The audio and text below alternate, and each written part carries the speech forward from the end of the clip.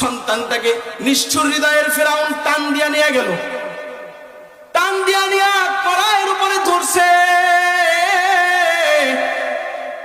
কড়ার উপরে ধরার পরে মাসেদা নিজে মাথা নিচে দিয়া চোখ দিয়া গড় গড় করে পানি চড়তেছে, পানি গড়ায় পড়তেছে।